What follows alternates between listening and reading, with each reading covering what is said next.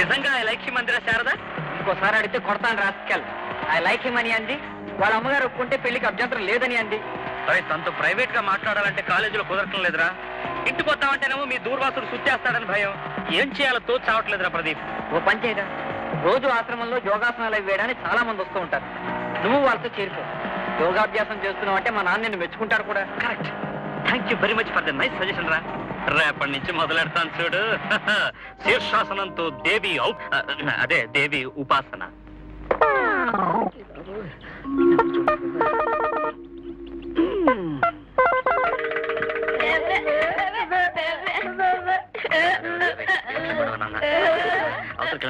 చూస్తే బాగుంటుందా? సాయంత్రం సాయిలో వచ్చి పెట్టాను కదా.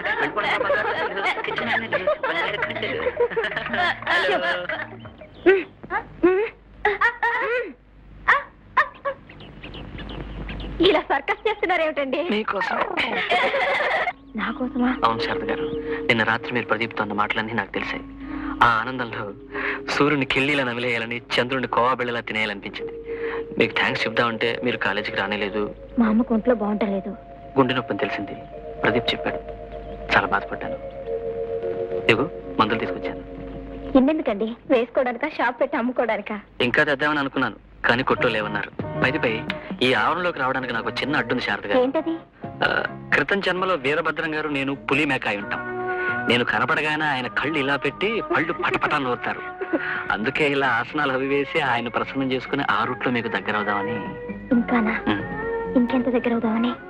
ఇంకొంత అంటే ఇంత. మళ్ళీ మాట్లాడితే ఎంత.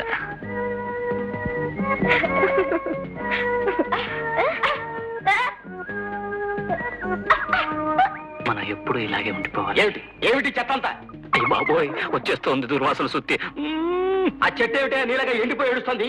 ఈ చెత్తంతా శుభ్రం చేయించి.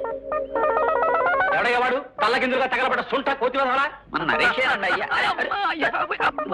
మెన్నరం పెట్టేసినట్టుందండి అయ్యా పాప. నమస్తే బాబాయ్ గారు. కస్తూరి తిలకం అక్కడికి రాని చుట్టం సరస్వతి నమస్తే ఓ నమ శివాయ. ఈ కొత్త రకం వేషాలు వేయడం మొదలెట్టాడేమిటయ్యా ఈ సుంఠ?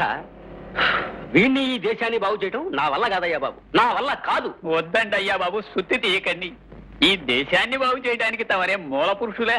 మూల